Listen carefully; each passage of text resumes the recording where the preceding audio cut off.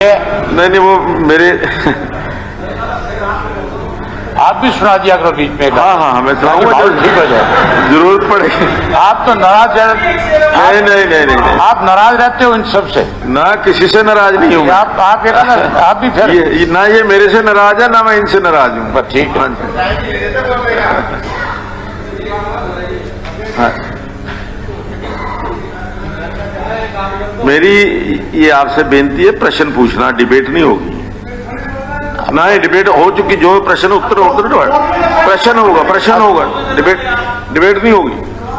अच्छा, आप ये बताओ प्रश्न कौन सा होता है, डिबेट कौन सी होती है, पहले तो ये बता दें। जो आपके मन में जो उन्होंने जवाब दिया है, हाँ। अगर कोई जवाब में गलती है वही पूछ रहा हूं, उनसे क्लैरिफिकेशन पूछ। वही पूछ रहा हूँ। हाँ, क्या क्या गलती जवाब में है। हाँ, वो पूछ। अध्यक्ष महोदय, 19 जुलाई 2022 को नूह के ताउड़ो क्षेत्र में जो खनन माफिया जो था, उसने डीएसपी के ऊपर डंपर चढ़ा दिया, उसको मौत के घाट उतार दिया। उसमें जो अगली बात है, जो गलती है, मैं वही बात आपके माध्यम से कहना चाहता हूं, पूछना चाहता हूं। आप भी मेरी बात से सहमत होंगे। जितने भी कहीं भी खनन का काम चलता है, वहां पे जितने सेलर ये आपके लगे होते हैं, क्रशर जो है, उस क्रशर के साथ हर गाड़ी की रजिस्ट्रेशन होती है। बिना रजिस्ट्रेशन के उस इलाके में वो गाड़ी इंटर नहीं कर सकती। इंटर तभी करेगी जब उसकी किसी क्रशर वाले के साथ रजिस्ट्रेशन होगी, उससे पर्ची कटा करके माल निकाल करके लेकर के जाएगा। ये एक कानूनन प्रतिक्रिया है इसकी। ये जो गाड़ी पकड़ी गई थी, जो डंपर पकड़ा गया, उस चालक को जब पुलिस ने पकड़ा तो उससे ये पता नहीं लगा पाई कि वो कौन से स्टोन क्रशर के साथ काम करता था।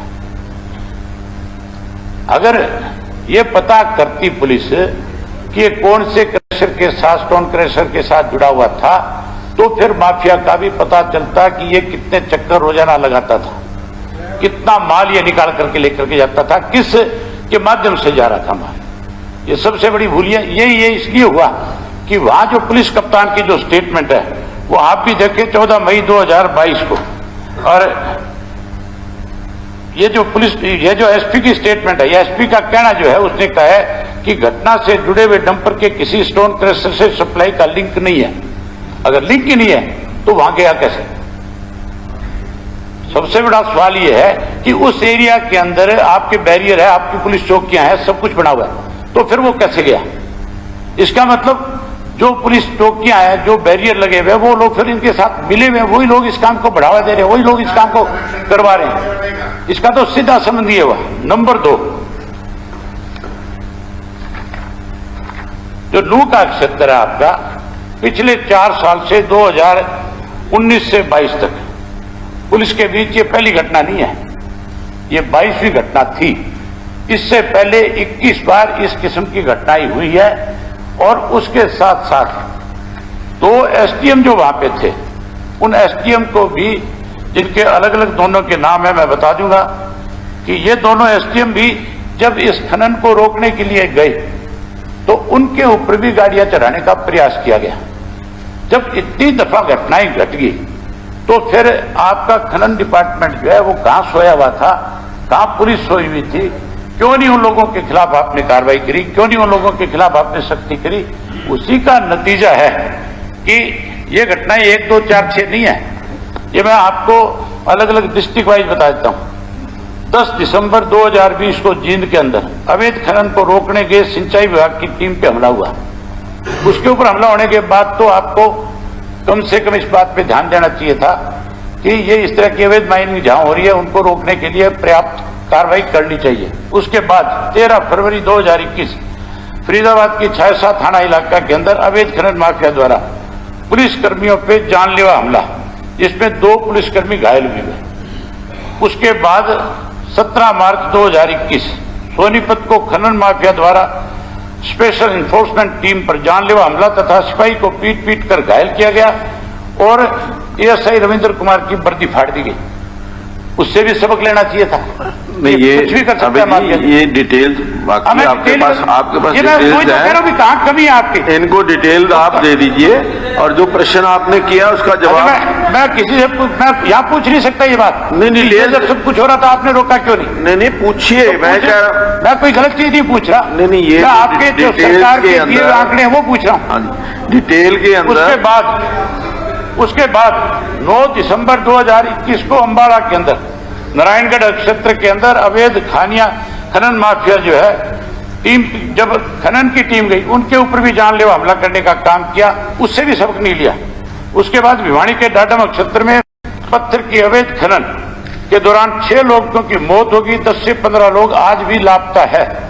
जबकि जो 6 लोग मरे थे कौन उसके जिम्मेवार थे, जिन लोगों के खिलाफ कार्रवाई होनी चाहिए थी उनको बचाने का काम किया गया और छुटपुट लोगों के खिलाफ छोटी मोटी कोई पर्चा दर्ज करके उन माफिया के लोगों को बचाया। उसी का नतीजा आज ये है कि एक डीएसपी को भी अपनी जान गंवानी पड़ी। इस तरह फिर 15 मार्च 2022 को यमुनानगर में आरटीआई विभाग द्वारा पकड़े गए ट्रक के दौरान दुर्घटना में एक आरटीआई विभाग के अधिकारी को जिंदा जलना पड़ा, जिंदा जला के मार दिया उसको, उससे भी सबक नहीं लिया। उसके बाद 19 जुलाई को नूह में हुआ। इसके अनुसार दिसंबर 2020 से मार्च 2022 के बीच हरियाणा के खनन संबंधी घटनाओं में कम से कम 20 लोगों की मौत हुई। फिर सबक लेना चाहिए था।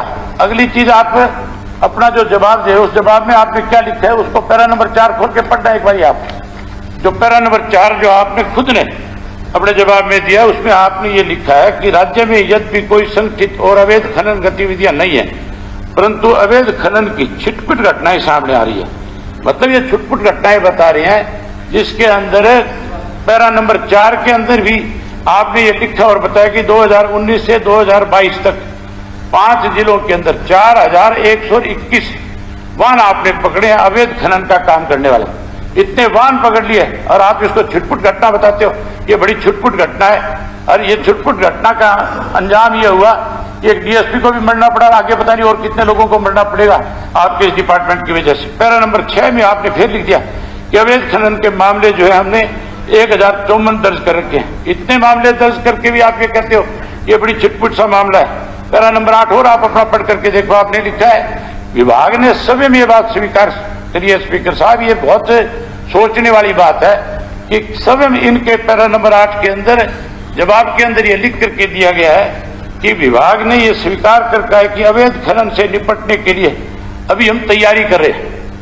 अभी ये तैयारी कर रहे हैं मतलब 8 साल से अब इनको तैयारी की सूझी है। जब इनका डीएसपी पुलिस का एक जब उसका शिकार हुआ है, इससे ज्यादा बड़ी शर्म की बात क्या होगी कि आप आज भी कह रहे हो कि हम इसकी तैयारी कर रहे हैं। तैयारी नहीं, आप हाउस को आश्वस्त करो कि हम आइंदा से इस तरह की किसी भी घटना को अंजाम कोई ना दे सके, इसके लिए बहुत सख्त कार्रवाई करने का काम करें। आप क्योंकि मिले हुए लोगों के साथ आप स्वयं इन धंधों में जुड़े हुए हो, आप स्वयं ने इस प्रदेश को दोनों हाथों से लूटने का काम किया है। आप अपनी गलती का एहसास दूसरों पे बढ़ने का काम करते हो, आगे लूट के सारे प्रदेश को। कोई डिपार्टमेंट आपका मुख्यमंत्री जी नहीं बचा रहा, जिसके अंदर आज से 10, 12, 15% बत्रा जी आज आपसे पूछते हैं माफिया का क्या हुआ, कोई जवाब नहीं आपके पास। आपसे पूछते हैं रजिस्ट्री घोटाले का क्या हुआ, कोई जवाब नहीं आपके पास। आपसे पूछते हैं कि मुख्यमंत्री जी धान घोटाले का क्या हुआ, उसका कोई जवाब नहीं आपके पास। अब खनन का अवैध खनन का जो मामला है इसका भी आपके पास कोई जवाब नहीं है। तो फिर हमें यहाँ किस लिए बुलाते हो, इसलिए सेशन बत्रा जी आप हमारी बात का जवाब देते नहीं हो। 2-3 दिन का सेशन बुला करके अपना पार जाने का काम SIT बना देते हैं। SIT का क्या मतलब, सिटिंग इन्वेस्टिगेशन ऑन टेबल पे ही रहती हो। SIT कोई रिपोर्ट नहीं आई, किसी कोई बड़ा मगरमच्छ नहीं पकड़ा गया, छोटी मोटी मछलियों को करके SIT की रिपोर्ट ही कोई नहीं आई। रजिस्ट्री घोटाले की जवाब तो देते हैं, SIT करते हैं सिटिंग इन्वेस्टिगेशन ऑन टेबल पे रहते। बत्रा जी प्लीज, अगर कोई प्रश्न है